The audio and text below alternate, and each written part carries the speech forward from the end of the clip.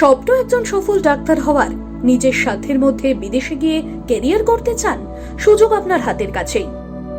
Mission MBBS, best abroad consultancy in West Bengal. স্বপ্ন পূরণে আজই ভর্তি হওয়ার জন্য যোগাযোগ করুন এই নম্বরে 9732122744।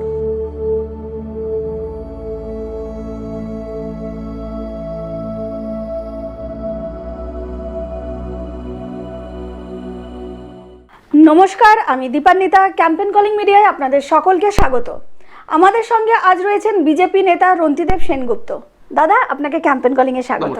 নমস্কার দাদা, আমি সরাসরি প্রশ্নে চলে যাব। 2011-তে তৃণমূল সরকার, মমতা বন্দ্যোপাধ্যায় যখন এসেছিলেন তখন একটা পরিবর্তন নিয়ে এসেছিলেন এবং সেটা একদমই নেতিবাচক একটা পরিবর্তন নিয়ে এসেছিলেন। এবার বিজেপিও যদি 2021 সালে ক্ষমতায় আসে তাহলে সেটাও নেতিবাচক ভাবমূর্তি নিয়ে আসবেন। তো এই জায়গায় দাঁড়িয়ে কতদিন সেটা চালানো যাবে? মানে সেই রাজনীতিটা কি দীর্ঘস্থায়ী হয়? মানে কি মনে হয় আপনার?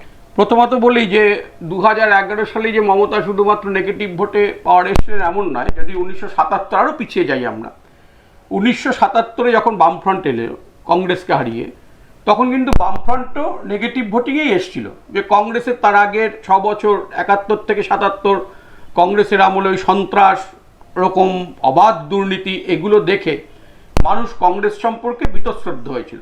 মানুষ একটা বিকল্প চাইছিল এবং বামফ্রন্টকে ভেতর তারা সেই বিকল্পটা পেয়েছিল। বামফ্রন্ট ক্ষমতায় আসে 77 থেকে 2011, এই যে সময় 34 বছরে বামফ্রন্টের যে ক্রমশ একটা অধঃপতন হলো এবং বাম নেতাদের যে তাদের যে অধঃপতন সেটা যে মানুষ দেখলেন, বামফ্রন্টের আমলের দুর্নীতি দেখলেন, স্বজন পোষণ দেখলেন, সন্ত্রাস দেখলেন, তাতে তারা বীতশ্রদ্ধ হয়ে আরেকটা বিকল্প চাইছিলেন। সেই বিকল্পটা মমতা বন্দ্যোপাধ্যায় দিয়ে দিলেন তাদের। এমন নয় যে মানে এটা ভাবা ঠিক হবে না যে মানুষ মমতা বন্দ্যোপাধ্যায়কে চাইছিল বলে এনে দিল, তা নয়। আসলে মানুষ চাইছিল বামফ্রন্টকে অপসারণ করতে, সেখানে মমতা বন্দ্যোপাধ্যায়। এবার এই যে 10 বছর হবে সামনের বছর মমতা বন্দ্যোপাধ্যায়ের সরকারের, এই যে 9 বছরের ভেতর 2011 থেকে 2020, 9 বছরের ভেতর, মাত্র 9 বছরে মানুষ দেখলেন যে মমতা বন্দ্যোপাধ্যায় যা যা প্রতিশ্রুতি দিয়েছিলেন সেগুলি পালন করতে পারলেন না। বরং একটা এমন সরকার দেখলেন, দুর্নীতিতে ভরপুর একটা সরকার, সন্ত্রাস, বিরোধীদের কণ্ঠস্বর রোধ করা, এবং মানুষের প্রতিদিন মানুষ দেখছেন তো মানুষের প্রতি প্রাত্যহিক জীবনে ধাক্কা পড়া। এবার মানুষ একটা বিকল্প খুঁজছেন এবং বিজেপির ভেতর তারা সেই বিকল্পটা খুঁজে পাচ্ছেন। এক্ষেত্রেও কিন্তু বিজেপি আসবে, যে ক্ষমতা আসবে, মমতা বন্দ্যোপাধ্যায়ের উপর বীতশ্রদ্ধ হয়ে লোকে বিকল্প হিসেবে বিজেপিকে বেছে নেবে, যেটা বিজেপির দরকার। সেটা কি দীর্ঘস্থায়ী হবে? তাহলে একই চিত্র না না, এবার বিজেপি যেটা করতে পারে যে ক্ষমতায় আসার পর বিজেপিকে মনে রাখতে হবে তাকে কিন্তু একটা পজিটিভ অ্যাপ্রোচ দিতে হবে মানুষকে। বিজেপিকে কিন্তু শুধু মমতার যেটা সমস্যা হলো কোথায়, মমতা ক্ষমতায় এলেন, মমতার একটি স্লোগান ছিল যে সিপিএমের বিরোধিতা। মমতার কিন্তু কোনো ভিশন ছিল না বা কোনো দীর্ঘমেয়াদী পরিকল্পনা ছিল না যে আমি ক্ষমতায় এলে কি করব।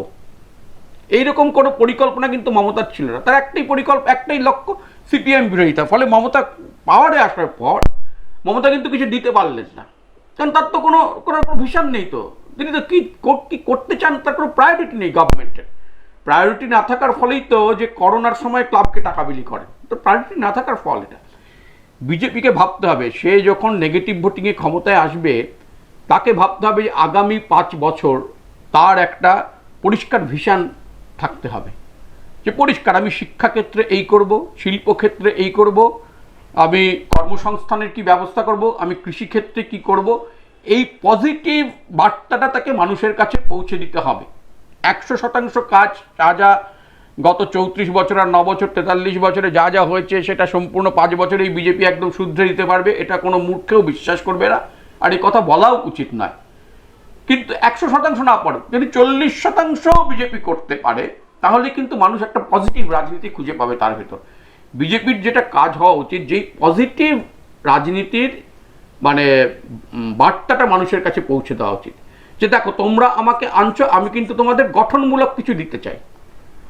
আমি শুধুমাত্র মমতার বিরোধিতা করার জন্য আমি আসছি না, বা মমতা খারাপ বলে এলে হবে না। মমতার বিকল্প আমি, মমতা এইগুলো দিতে পারেননি, আমি তোমাকে এটা দিতে চাই। আমি তোমার জন্য সত্যিকারের সুপার স্পেশালিটি হাসপাতাল গড়ে দিতে চাই। আমি তোমার জন্য এমন কর্মসংস্থান করে দিতে চাই যাতে এখান থেকে পরিযায়ী শ্রমিক কম যায় অন্য রাজ্যে। আমি তোমার জন্য শিক্ষাক্ষেত্রে নৈরাজ্য বন্ধ করতে চাই।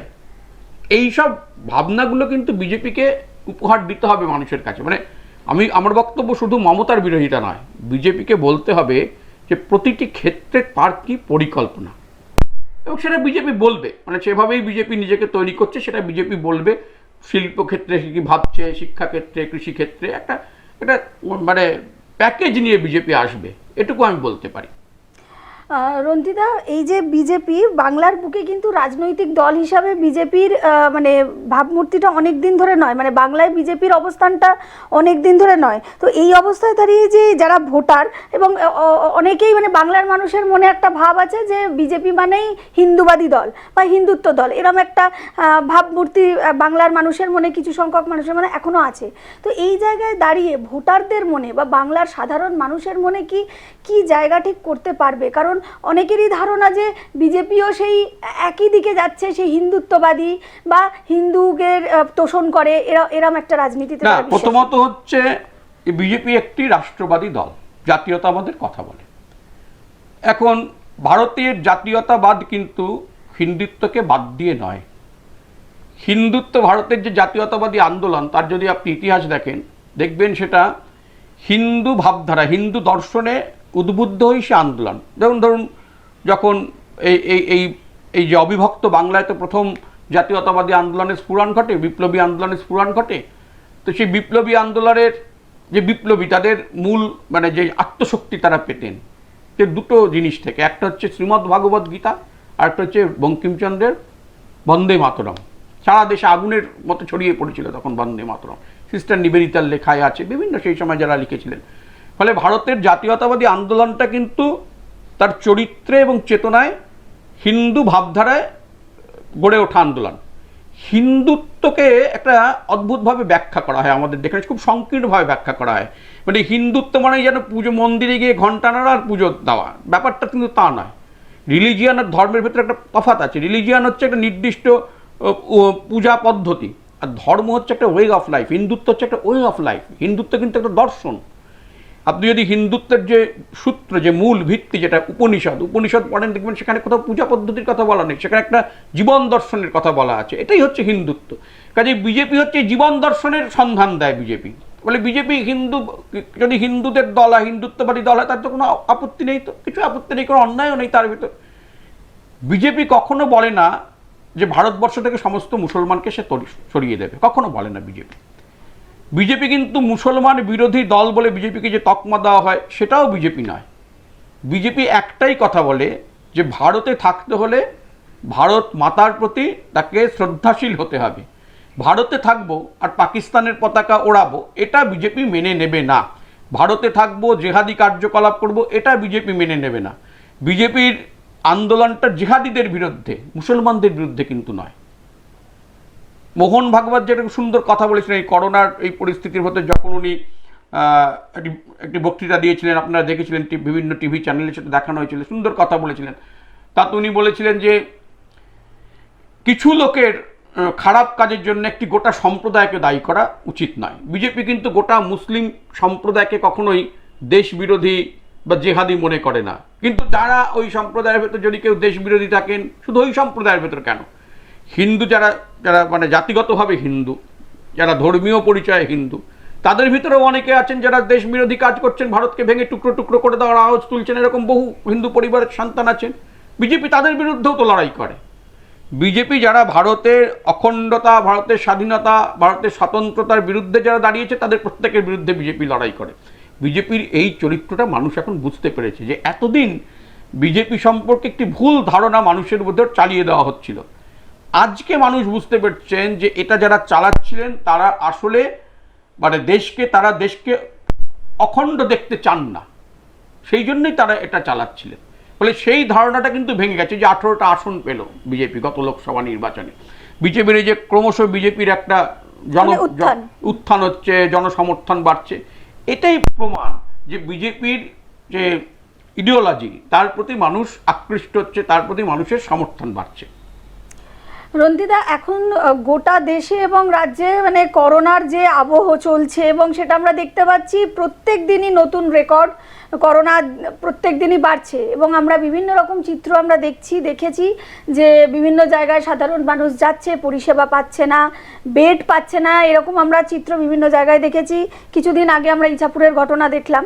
তো কি বলবেন, মানে রাজ্যে ঠিক স্বাস্থ্য পরিকাঠামোটা ঠিক কোন জায়গায় দাঁড়িয়ে আছে? প্রথমত যখন থেকে এই লকডাউন শুরু হয় সেই সময় থেকে মুখ্যমন্ত্রীর জানা উচিত ছিল যে পরিস্থিতি জটিল হতে পারে।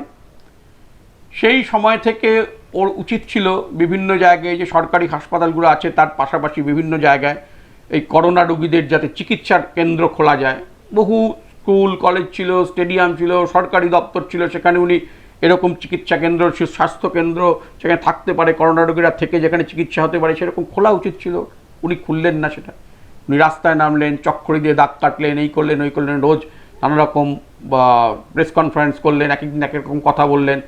একটা বিশেষজ্ঞ গ্লোবাল অ্যাডভাইজারি কমিটি গঠন করা হলো, তার জন্য কয়েক কোটি টাকা খরচা করে বিভিন্ন ওনার পেটোয়া কিছু সংবাদপত্র আছে সেখানে বিজ্ঞাপন দেওয়া হলো। তা আমার একটাই প্রশ্ন হচ্ছে, একটি গ্লোবাল অ্যাডভাইজারি কমিটি করলেন করুন, কিন্তু এই গ্লোবাল অ্যাডভাইজারি কমিটি এতদিনে কি কাজ করেছে? কমিটি কটা মিটিং করেছে? জনগণের পয়সা, করের টাকায় উনি বিজ্ঞাপন দিয়েছেন, জনগণকে জানাতে হবে তো তার যে গ্লোবাল অ্যাডভাইজারি কমিটি কটা মিটিং করেছে, গ্লোবাল অ্যাডভাইজারি কমিটি কি পরামর্শ দিয়েছে রাজ্য সরকারকে, যদি কোনো পরামর্শ দিয়ে থাকে সেটা রাজ্য সরকার পালন করেছে কিনা। এতদিন সময় পেলেন, রাজ্য সরকার কেন প্রয়োজনীয় ব্যবস্থা গ্রহণ করলেন না? মুখ্যমন্ত্রীর কাজ তো রাস্তায় নেমে চক্করি দাগ কাটা নয়। মুখ্যমন্ত্রী মনে রাখতে হবে, মুখ্যমন্ত্রী রাজ্যের স্বাস্থ্য দপ্তরের পূর্ণমন্ত্রী কিন্তু মুখ্যমন্ত্রী। চন্দ্রিমা ভট্টাচার্য আধা মন্ত্রী, রাষ্ট্রমন্ত্রী, মুখ্যমন্ত্রী পূর্ণমন্ত্রী।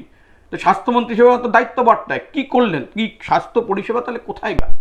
এই যে বেসরকারি হাসপাতালগুলো এখন করোনা রুগী ভর্তি হচ্ছে, গলা কাটছে তারা, মানুষের রুগীর গলা কাটছে, তো বেসরকারি হাসপাতালগুলোকে নিয়ন্ত্রণে আনছেন না কেন মুখ্যমন্ত্রী? আজকে উনি হাল ছেড়ে দিচ্ছেন, বলছেন করোনাকে পাশ বালিশ করে নিয়ে শুয়ে থাকুন। এটা তো কোনো কাজের কথা নয়। দিল্লিতে করোনা পরিস্থিতি ভয়াবহ জায়গায় পৌঁছেছিল, দিল্লি সরকার কিন্তু সেটাকে কিছুটা হলেও নিয়ন্ত্রণে আনতে পেরেছেন। এখন পশ্চিমবঙ্গের যা অবস্থা তাতে কিন্তু করোনা মারাত্মক জায়গায় পৌঁছচ্ছে, এবং কতখানি উনি এই পরিস্থিতিতেও কীরকম একটা তোষণের রাজনীতি করছে। কিছুদিন আগে দক্ষিণ 24 পরগনায় এই যে কোথায় কোথায় লকডাউন হবে তার একটা তালিকা স্বাস্থ্য দপ্তর থেকে তৈরি করে মুখ্য সচিবকে দেওয়া হয়েছিল, মুখ্য সচিব সেটা মুখ্যমন্ত্রীকে দেন। সংবাদপত্রেই প্রকাশ, মুখ্যমন্ত্রী সেই তালিকা থেকে খেপে যান। উনি বলেন যে মেটিয়া বুরুজ, তারপর ওই আপনার ডায়মন্ড হারবার ইত্যাদি অঞ্চলের সব বিভিন্ন এলাকার যেগুলো কন্টেনমেন্ট জোন করতে বলা হয়েছিল সেটা দেখে মুখ্যমন্ত্রী প্রশ্ন তোলেন, এটা কি ভোটার তালিকা দেখে করা হয়েছে নাকি? মুখ্যমন্ত্রীর জানা উচিত করোনা হিন্দু মুসলমান দেখে আসে না, করোনাতে হিন্দুও মরে, মুসলমানও মরে। যেটা উনি করলেন তাতে মুসলমান সমাজের ক্ষতি হলো। ওকে তো উঠতে হবে, প্রশ্নের রাজনীতির ঊর্ধ্বে তো উঠতে হবে। উনি এইসব করে, আপনি ভাবুন তো, করোনা পরিস্থিতিতে সংখ্যালঘু অধ্যুষিত এলাকায়, হাওড়াতেই সংখ্যালঘু অধ্যুষিত এলাকায় লোকে রাস্তায় বেরিয়ে পড়লো, থানা আক্রমণ করলো, হামলা চালালো, সরকার কোনো ব্যবস্থা নিল না। সরকার ওখানে মানে লকডাউন, কঠোরভাবে লকডাউন পালন করার কোনো নির্দেশই দিল না সরকার ওখানে। এভাবে তো লকডাউন হয় না, লকডাউনটা তো ছেলে খেলার বিষয় নয়। এটা তো মুখ্যমন্ত্রী প্রথম থেকে বোঝা উচিত ছিল। আসলে উনি প্রথম থেকে বুঝতেই পারেননি করোনা। উনি প্রথমে বলেছিলেন মালদায়, যখন প্রথম ভারতবর্ষে করোনা আক্রান্ত হওয়ার সংবাদ আসতে থাকে, তখন উনি মালদায় একটা জনসভায় বললেন যে এইসব করোনা বাজে কথা, ওসব আসলে বিভ্রান্তি ছড়ানো হচ্ছে মানুষের মনে, শাহিনবাগকে আড়াল করার জন্য বিভ্রান্তি ছড়াচ্ছে কেন্দ্র সরকার। এই ছিল তার বক্তব্য, এই ছিল তার প্রথম বক্তব্য। এই মানসিকতা নিয়ে উনি চলেন, এই মানসিকতা নিয়ে চলছেন বলে আজকে এই অবস্থা। আর যে সুপার স্পেশালিটি হাসপাতাল বলেছিলেন এতদিন ধরে, যেসব গল্প পেতেছিলেন, এখন দেখা যাচ্ছে বাইরে নীল সাদা রঙের ভেতরে ওর কিচ্ছু নেই। হাওড়ার সুপার স্পেশালিটি হাসপাতাল দেখার, আমার হাওড়া জেলা হাসপাতাল, আমার অভিজ্ঞতা আছে। ওই হাসপাতালে করোনা কেন, এমনি সাধারণ রুগী গিয়েও সে সুস্থ হয়ে ফিরতে পারে না, ওখান থেকে মৃতদেহ বেরোয়।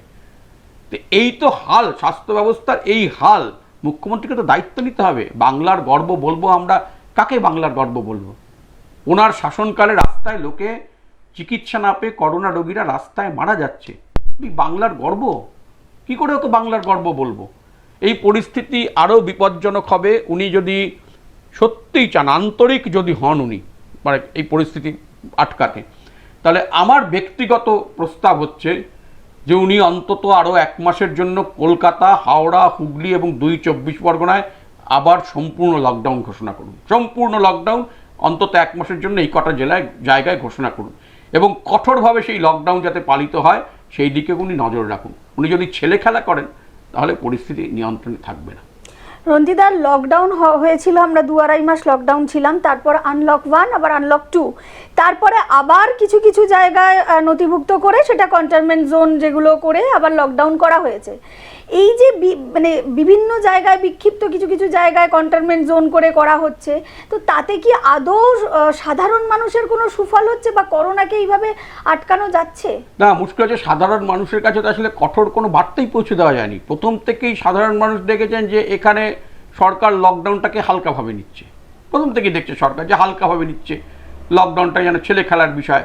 ফলে সাধারণ মানুষের মানসিকতার ভেতরে একটা ধারণা হয়ে গেছে এর মনের ভিতর যে এই লকডাউন না মানলেও কিছু হবে না। এবং সত্যি তো লকডাউন যারা অমান্য করেছেন তাদের বিরুদ্ধে কোনো কঠোর ব্যবস্থা সরকার নেয়নি। ওরকম বিচ্ছিন্ন এলাকায় আপনি লকডাউন করছেন, তাতেও তো কোনো লাভ নেই। সেই এলাকা থেকে লোকে বেরোবে, এই অন্য এলাকা থেকে সেখানে ঢুকছে, আপনার দোকান বাজার খোলা, বাজারে ভিড় করছে লোকে। আমি লোককে তো কোনো বার্তাই দিতে পারিনি। লোককে তো আমি বলতে পারি যে মাস্ক ছাড়া রাস্তায় বেরোলে তোমার জরিমানা হবে। আপনি রাস্তায় দেখবেন, আমি মাঝে মাঝে যখন বেরোই, বহু লোক মাস্ক ছাড়া ঘুরে বেড়ায়। এখন বহু লোক মাস্ক ছাড়া ঘুরে বেড়ায়। বাজারে অসভ্যের মতো ভিড় করে লোকজন একজন আরেকজনের ঘাড়ের উপর পড়ে বাজার করছে। তো এখানে কি শুধুমাত্র সরকারেরই দায় নাকি সাধারণ মানুষ এবং বিরোধীদেরও কিছুটা এগিয়ে আসা উচিত? সাধারণ মানুষেরও তো কিন্তু সচেতন হওয়া দরকার। মুশকিল হচ্ছে সাধারণ মানুষ যখন সচেতন না যদি হয়, তাকে সচেতন হতে বাধ্য করতে হয়। তুমি যদি সচেতন না হও, আমার হাতে আইন আছে, আমি তোমাকে বাধ্য করাবো। এখন এই বাধ্য করানোর দায়টা হচ্ছে সরকারের। বাধ্যতা সরকার কি করাতে হবে? সরকার সেটা প্রথম থেকে, আমি যেটা বারবার বলছি, প্রথম থেকে এখানে কঠোর হয়নি সরকার। অন্যান্য অনেক রাজ্যগুলোতে কিন্তু কঠোরতা অবলম্বন করেছে তারা, ফলে তারা অনেক নিয়ন্ত্রণও করেছে। আমরা এখানে প্রথম থেকেই কোথাও যেন একটা কঠোরতা অবলম্বন করার ব্যাপারে শিথিলতা ছিল। আমি আবার বলবো, এই যে উনি ধর্ম বিচার করে সব কিছু করেন না, সব থেকে সাম্প্রদায়িক রাজনীতি তো মুখ্যমন্ত্রী করেন। করোনার ক্ষেত্রে তাই হয়েছে। উনি এই সাম্প্রদায়িক রাজনীতি করতে গিয়ে সংখ্যালঘু অধ্যুষিত এলাকাগুলোতে কঠোরভাবে করোনা এই লকডাউন মানাতে চেষ্টাই করলেন না। সংখ্যালঘু অধ্যুষিত এলাকাগুলোতে কার্যত লকডাউন পালিত হলো না, তার পরিণতিও হলো খারাপ। এটা উনি বুঝছেন না যে করোনা কিন্তু ধর্ম বিচার করে, জাত ধর্ম বিচার করে তো করোনা আসবে না। এইটা ওকে বুঝতে হবে। এবারে এখানে কোনো রকম ওই সংখ্যালঘু তোষণ করলে কিন্তু সমগ্র রাজ্যটারই ক্ষতি, সংখ্যালঘুদেরও তো ক্ষতি। বহু মুসলমানও তো মারা যাচ্ছেন করোনায়। তো উনি সেটা বুঝবেন না। উনি এখন হাত তুলে বলছেন করোনা পাশ বালিশের মতো হয়ে গেছে, তাকে নিয়ে শুয়ে থাকুন। এটা তো কোনো মুখ্যমন্ত্রীর মুখে এই কথা মানায় না। দাদা, আমরা দেখছি আরামবাগ টিভি শফিকুল এখনো পর্যন্ত জেল কাস্টাডিতে আছেন, এবং সেই জায়গায় দাঁড়িয়ে রূপালী সরকার, যিনি যার এগেনস্টে খুনের মামলা চলছে, হ্যাঁ, অভিযোগ আছে, তো সেই জায়গায় দাঁড়িয়ে উনি জামিন পেয়ে গেলেন। ঠিক কোন জায়গায় আইন ব্যবস্থা এবং রাজ্য ঠিক কোন দিকে এগোচ্ছে? রাজ্য প্রথমত হচ্ছে, তাহলে কি কোনো জায়গায় সংবাদ মাধ্যমের মানে যে অধিকার, সেটা কি লঙ্ঘন করা হচ্ছে না, বা গলা দাবিয়ে দেওয়া হচ্ছে না? প্রথমত হচ্ছে মমতা বন্দ্যোপাধ্যায় যখন বিরোধী দলনেত্রী ছিলেন, আমি সেই সময় তাকে ঘনিষ্ঠভাবে দেখেছি। তিনি প্রায়ই গণতন্ত্র পুনঃপ্রতিষ্ঠার কথা বলতেন পশ্চিমবঙ্গে। সংবাদ মাধ্যমের এখানে গলা টিপে ধরা হচ্ছে, এখানে গণতন্ত্র নেই, ইত্যাদি ইত্যাদি বলতেন। এবং সেগুলো যে মিথ্যে বলতেন তা নয়, যথাযথই বলতেন আমি বলবো। মুশকিলটা হলো যে উনি ক্ষমতায় আসার পর যা যা বলতেন ঠিক তার বিপরীত আচরণ করতে শুরু করলেন। এই ধরুন আরামবাগ টিভির যে শফিকুল, সে কি করেছিল, সে একটি খবর করেছিল যে ওই যে ক্লাবগুলোকে টাকা দেওয়া হচ্ছে, তার মধ্যে ভুয়ো ক্লাবের নাম করে টাকা দেওয়া হচ্ছে, এবং সেটা থানা থেকে দেওয়া হচ্ছে। মানে কতখানি কেলেঙ্কারি এটা, একটি সরকারের পক্ষে কতখানি লজ্জাজনক, কলঙ্কজনক। সেই খবরটা করলো, পুলিশ তাকে মিথ্যা মামলায় জেলে ধরে নিয়ে গেল। তো জেলে ধরে নিয়ে গেল, তাকে তো ব্যাপারটা কোর্টে উঠবে, জামিন হবে, তাকে এভাবে তো আটকে রাখা যায় না। দিনের পর দিন এভাবে কেন তাকে মিথ্যা মামলায় জামিন দেবো না, এই করবো না, মিথ্যা মামলা সাজাবো, আটকে রাখবো কেন? মুখ্যমন্ত্রীকে একটা কথা মনে রাখতে হবে যে গণতন্ত্রের 4টি স্তম্ভ, একটি স্তম্ভ হচ্ছে সংবাদ মাধ্যম। ইন্দিরা গান্ধী ওনার থেকে অনেক বড় স্বৈরাচারী ছিলেন, মমতা বন্দ্যোপাধ্যায়ের থেকে 100 গুণ বেশি স্বৈরাচারী ছিলেন ইন্দিরা গান্ধী। যখন জরুরি অবস্থা হয়েছিল ইন্দিরা গান্ধী সারা ভারতবর্ষে সংবাদপত্রের উপর সেন্সরশিপ চালু করেছিলেন। তার ফল ইন্দিরা গান্ধীকে ভুগতে হয়েছিল ৭৭ সালের নির্বাচনে। মমতা বন্দ্যোপাধ্যায় তার পোষা পেটোয়া সংবাদ মাধ্যমের জন্ম দিতে পারেন, মমতা বন্দ্যোপাধ্যায় তার পোষা পেটোয়া কিছু সাংবাদিকদের দিয়ে নিজের মনের মতো করে লেখাতে পারেন, কিন্তু মানুষ তার দৈনন্দিন জীবনযাত্রা দিয়ে সব কিছু বিচার করে। আরামবাগের মানুষ তো দেখছেন কি হচ্ছে শফিকুলের সঙ্গে। মমতা বন্দ্যোপাধ্যায় কি মনে করেন যে আরামবাগের মানুষগুলো তার পক্ষে রায় দেবেন না? তারা কিছু পেটোয়া ইন্দিরা গান্ধীও করাতেন তো, জরুরি অবস্থার সময় তার পেটোয়া সাংবাদিকদের নিয়ে ঢালাও জরুরি অবস্থার সমর্থনে লেখা হতো। তাতে কি ইন্দিরা গান্ধী থাকতে পেরেছিলেন? পারেননি। ফলে মমতা বন্দ্যোপাধ্যায় কিন্তু সংবাদ মাধ্যমের কণ্ঠস্বর রোধ করে কেউ কোনোদিন থাকতে পারেনি। ফলে মমতা বন্দ্যোপাধ্যায় সেটা মনে রাখা উচিত। আর উনি যে বলেন, ওই যে বলতেন আগে যে গণতন্ত্র পুনঃপ্রতিষ্ঠা, গণতন্ত্র সব থেকে বেশি ধ্বংস তো মমতা বন্দ্যোপাধ্যায় করলেন। কোনো বিরোধীদের মিটিং মিছিল করার অধিকার নেই, বিরোধী দলের নেতা কর্মীদের খুন করা হবে। এই যে আমাদের বিজেপি দলের একজন এমএলএ কিছুদিন আগে গলায় দড়ি দিয়ে তার মৃতদেহ পাওয়া গেল, আমরা তার সিবিআই তদন্তের দাবি করছি। তো মমতা বন্দ্যোপাধ্যায় রাজি হন না, সিবিআই তদন্ত হোক না, সত্যটা প্রকাশিত হোক। যদি সত্যি তৃণমূল কংগ্রেসের কেউ জড়িত না থাকে তাহলে মমতা বন্দ্যোপাধ্যায়ের আপত্তি কেন সিবিআই তদন্তে? সিবিআই তদন্ত হোক। দিকে দিকে বিজেপি কর্মীদের ওপর হামলা হচ্ছে, খুন হচ্ছেন বিজেপি কর্মীরা। এটা তো কোনো গণতান্ত্রিক পরিবেশ হলো না। পঞ্চায়েত নির্বাচনের সময় আপনারা দেখেছেন কি করেছেন মমতা বন্দ্যোপাধ্যায় পঞ্চায়েত নির্বাচনের সময়। এটা কোনো গণতান্ত্রিক পরিবেশ হলো না। গণতন্ত্রকে ফিরিয়ে আনতেই হবে আবার পশ্চিমবঙ্গে। এবং একবার ৭৭ সালে মানুষ রায় দিয়েছিল গণতন্ত্রের পুনঃপ্রতিষ্ঠার জন্য, ২০১১ সালে আবার রায় দিয়েছিল, আবার ২০২০ সালে আরেকবার মানুষ গণতন্ত্রকে ফিরিয়ে আনার জন্য রায় দেবে। ইমিউনিটি গড়ে তুলুন আর ভাইরাসকে জয় করুন। আজই নিয়ে আসুন আর্সেনিকা ম্যালবাম, নিম, তুলসী, হলুদ, অশ্বগন্ধা ও গুলঞ্চ নেকটার সমৃদ্ধ N P's immune drop. N P Dutt and son since 1849। Phone number 9875304822। দাদা, হাতে একদমই সময় কম। এই সংকটের সময় সামনেই চলে আসছে 2021। কি পরিকল্পনা ভোটের জন্য আপনাদের? প্রথমত হচ্ছে যে এখন যা পরিস্থিতি, এই মুহূর্তে যা পরিস্থিতি, তাতে এটা পরিষ্কার যে 2021-এ তৃণমূল কংগ্রেস আর ক্ষমতায় ফিরে আসতে পারছেন না। এবং 2021-এ মমতা বন্দ্যোপাধ্যায় যদি মনে করেন তিনি একটা শক্তপোক্ত সংগঠন নিয়ে ভোটে লড়তে নামবেন, সেটাও তার পক্ষে সম্ভব হবে না। কারণ ভোটের অনেক আগেই তৃণমূল কংগ্রেস দলটি ভেঙে যাবে, তার সংকেত এখনই পাওয়া যাচ্ছে। অনেকেই এখন ওই দলে আছেন ভয়, মানে ভক্তিতে তো নয় কেউ, সব ভয়ে আছেন যে দল থেকে বেরোলে পুলিশ লাগিয়ে দেবে পেছনে, খুনও করে দিতে পারে, ইত্যাদি নানা রকম ভয় তো আছে তৃণমূলের নেতাদের মন্ত্রীদের। তো সেই ভয়টা ক্রমশ ভেঙে যাচ্ছে। এখন আর কেউ মমতা বন্দ্যোপাধ্যায় এবং তার ভাইপোর কথা শুনতে ওই দলে রাজি নয়। রাজীব বন্দ্যোপাধ্যায় তো দেখলেন প্রকাশ্যে মুখ খুলে দিলেন, এরকম অনেক রাজীব বন্দ্যোপাধ্যায় অপেক্ষা করছেন। পুজোর আগে পরে দেখা যাবে যে মমতা বন্দ্যোপাধ্যায় আর ফিরহাদ হাকিম এবং পার্থ চট্টোপাধ্যায়, এই তিনজন ছাড়া হয়তো দলটাতেই আর কেউ নেই। আদৌ 2021-এ মমতা বন্দ্যোপাধ্যায় তৃণমূল কংগ্রেস নিয়ে নির্বাচনে লড়তে পারবেন কি না, সেটাই এখন একটা সন্দেহ। কিন্তু বিজেপি তো তার জন্য বসে থাকবে না যে মমতা বন্দ্যোপাধ্যায়ের দল ভাঙবে তখন বিজেপি নামবে, তা নয়।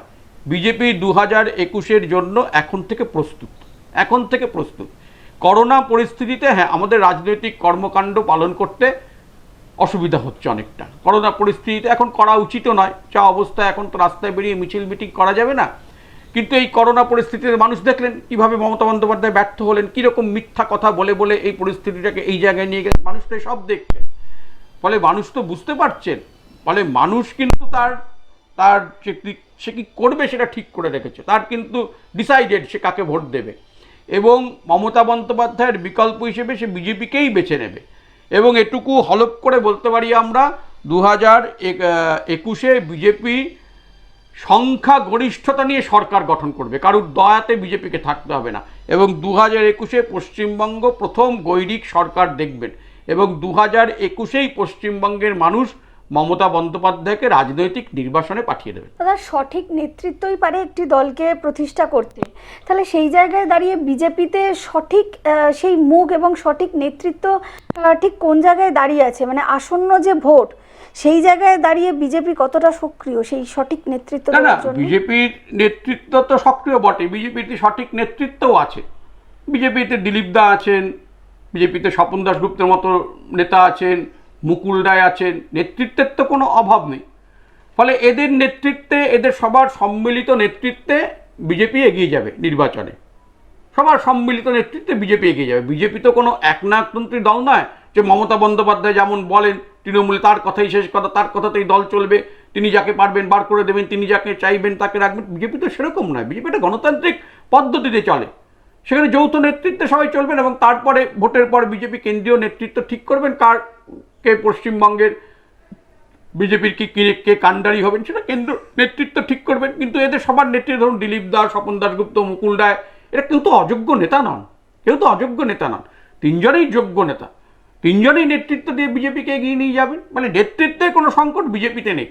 মমতা বন্দ্যোপাধ্যায়ের দল সংকটে পড়বে কিনা এখন সেইটা হচ্ছে প্রশ্ন, যে শেষ পর্যন্ত মমতা বন্দ্যোপাধ্যায় থাকলেন নেত্রী হিসেবে, তার তলায় আর কেউ নেই, নেত্রী একাই দল এবং তার ভ্রাতুষ্পুত্র আর পার্থ চট্টোপাধ্যায়, ফিরহাদ হাকিমের মতো এরকম দু চারজন বাক সর্বস্ব নেতা। মমতা বন্দ্যোপাধ্যায়কে ভাবতে হবে যে তার দলে কে নেতৃত্ব দেবেন, বিজেপির ওই চিন্তা নেই। হেমতাবাদে বিজেপি বিধায়কের মৃত্যু ঘটেছে, আমরা দেখলাম, কি বলবেন এই পুরো বিষয়টা নিয়ে? প্রথমত বিষয়টি সত্যি রহস্যজনক, সত্যি রহস্যজনক। এখন দেখলাম যে মমতা বন্দ্যোপাধ্যায় একটা চিঠি লিখেছেন রাষ্ট্রপতির কাছে, তিনি চেষ্টা করছেন এটা প্রমাণ করতে যে এর সঙ্গে তৃণমূল জড়িত নয়। আমরা বলছি পরিষ্কার যে এই মৃত্যুর একটা সিবিআই তদন্ত হোক। ঘটনাটি রহস্যজনক, আমাদের সন্দেহ এর পিছনে শাসক দল জড়িত থাকতে পারে। আমরা এর সিবিআই তদন্ত দাবি করছি। যদি সত্যিই কোনো তৃণমূল কংগ্রেস জড়িত না থাকে তাহলে সিবিআই তদন্তে মমতা বন্দ্যোপাধ্যায়ের আপত্তি কেন? একজন বিধায়ক মারা গেছেন, একজন বিধায়কের অস্বাভাবিক মৃত্যু হয়েছে, সিবিআই তদন্তে কেন আপত্তি মমতা বন্দ্যোপাধ্যায়ের? হোক না সিবিআই তদন্ত, সত্য প্রকাশিত হোক। আমরা তো সিবিআই তদন্ত দাবি করছি। সিবিআই তদন্ত হলেই বেরিয়ে আসবে আসল সত্য ঘটনাটা কি। মমতা বন্দ্যোপাধ্যায় ক্ষমতায় আসার আগে পাড়ায় একটা কুকুর বেড়ার মূল্যেও সিবিআই তদন্ত দাবি করতেন, আর এখন সিবিআই তদন্তের কথা শুনলে উনি আটকে ওঠেন। আসলে সিবিআই এসে তো কেউটের গর্তে হাত ঢোকাবে, তখন যে কোন কেউটে বেরিয়ে আসবে এটা তো বোঝা যাচ্ছে না। সেই জন্য সিবিআই নিয়ে ভীষণ আপত্তি এখন। রঞ্জিতা, এই যে পশ্চিমবাংলার একটা ট্র্যাডিশনই আছে যে ভোটের সময় একজনকে প্রার্থী হিসাবে দাঁড় করানো হয় এবং ওনার মুখ দেখে মানুষ একটা জায়গায় দাঁড়িয়ে ভোট দেন, এবং এই জায়গায় দাঁড়িয়ে বিজেপির মুখ ঠিক কারা? মানে বিরোধীরা দাবি করছেন বিজেপিতে মুখই নেই, তো কিভাবে জিতবে? না না না, বিজেপিতে অনেক মুখ আছে, ওসব বাজে কথা। বিজেপিতে মুখ নেই ওসব বাজে কথা। বিজেপি ঠিক সময়ে তার সব মুখকে হাজির করবে। আর বিজেপির ব্যাপারটা কিন্তু, বিজেপির সিস্টেমটাই অন্যরকম। বিজেপি কখনো কাউকে প্রজেক্ট করে যে এই মুখ্যমন্ত্রী প্রজেক্ট করে ভোটে কখনো বিজেপি লড়ে না। ভোটের পর যারা নির্বাচিত বিধায়ক তারা ঠিক করেন কে পরিষদীয় দলের নেতা হবে। বিজেপি তার মুখ ঠিক নির্বাচনের আগে বিজেপি তার মুখ মানুষের সামনে তুলে ধরবে, একাধিক মুখ তুলে ধরবে। বিজেপিতে অনেক মুখ আছেন, ও নিয়ে ওই বিরোধীদের চিন্তিত হতে, বরং বিরোধীরা ভাবুন যে তাদের মুখ কে হবেন। মমতা ব্যানার্জি ভাবুন যে তার দলে কে মুখ হবে। তার শাড়িতে তো যথেষ্ট কাদা লেগে গেছে, সারদা নারদা ইত্যাদির কাদা লেগে রয়েছে তার শাড়িতে। করোনা আক্রান্ত রোগীরা বিনা চিকিৎসায় মারা যাচ্ছে কলকাতার রাস্তায়। তার আমলে তাকে মানুষ বাংলার গর্ব মনে করে না। তো এই মুখ নিয়ে তিনি লড়তে পারবেন, নাকি তিনি সারদা নারদায় জড়িত তার সতীর্থদের মুখ করবেন? তিনি ভাবুন। সিপিএম ভাবুক কাকে মুখ করবে তারা, তাদের তো কোনো নেতাই নেই। 34 বছরের কুকীর্তি মানুষ দেখেছে, সেই মানুষগুলোই এখনো সিপিএমকে নেতৃত্ব দিচ্ছে। তো মানুষ বিচার করবে যে সত্যি সিপিএমকে আর ভোট দেওয়া উচিত কিনা। সিপিএমও দেখুক যে তার নেতৃত্বে কে থাকবে। বিজেপির ওই চিন্তা নেই, বিজেপির ওই চিন্তা একদম নেই। বিজেপিতে অনেক নেতৃত্ব দেওয়ার যথেষ্ট যোগ্য সুযোগ্য লোকজন আছেন, তারা ঠিক নেতৃত্ব দেবেন, তাদের সামনে রেখে বিজেপি লড়াই করবে। আমফান প্রসঙ্গে মুখ্যমন্ত্রী বলেছেন যে হ্যাঁ, যে ত্রাণের যে টাকা এসছে সেই টাকা বিভিন্ন জায়গায় যাদের প্রাপ্য তাদের দেওয়া হয়েছে।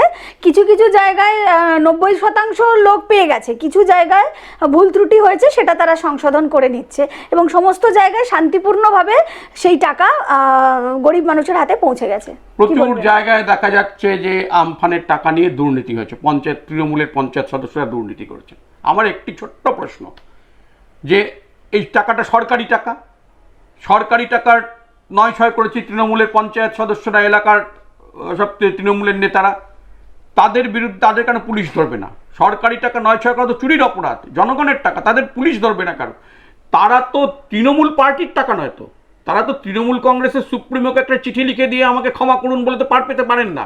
এটা তো কোনো সিস্টেম নয়। সরকারি টাকা চুরি করেছে, তাকে পুলিশ ধরবে, তার জেল হবে। কটা লোককে পুলিশ ধরেছে? ওর যারা তছনছ করেছে টাকা 9-6, তারা দেখলাম তৃণমূল কংগ্রেসের সভানেত্রীর কাছে গিয়ে ক্ষমা চাইছেন, দিদি ভুল করে গেছে। সব ছোট ছোট বাচ্চা তো, ওনার তো দলে সবাই ছোট বাচ্চা, একা উনি পিসি আর সবাই ভাইপো। তো এই ভাইপোরা গিয়ে ওনার কাছে সব ক্ষমা চাইছে যে পিসি ক্ষমা করে দিন, আর উনিও ক্ষমা করে দিচ্ছেন। ওভাবে তো উনি ক্ষমা করতে পারেন না। সরকারি টাকা পুলিশ দিয়ে উনি যদি সত্যি সৎ হন, সততার প্রতীক, ওই যে কাটা উট টাঙাতেন, যদি সত্যি সততার প্রতীক হন, পুলিশ পাঠিয়ে ওই তৃণমূলের নেতাদের গ্রেপ্তার করুন, গ্রেপ্তার করুন, জেল খাটান, তারপর ওর কথা বিশ্বাস করব। একদম এই সংকটের সময় বিজেপি গরিব মানুষের পাশে কিভাবে দাঁড়াবে এবং সামনে আসন্ন লোকসভা ভোট, কি পরিকল্পনা এবং কতটা আশাবাদী আপনারা? আমরা 100% আশাবাদী। আমি আবার বলছি, 2021 সালের নির্বাচন পশ্চিমবঙ্গে আরেকবার পরিবর্তনের সূচনা করবে। এবং এই যে আমফান হলো বা করোনা বলুন, এরপরে তো সারা পৃথিবীতে অর্থনৈতিক ক্ষেত্রে একটা বড় পরিবর্তন আসবে, সামাজিক ক্ষেত্রে বড় পরিবর্তন আসবে, একটা অন্য ধরনের পৃথিবীতে পা রাখতে যাচ্ছি তো আমরা।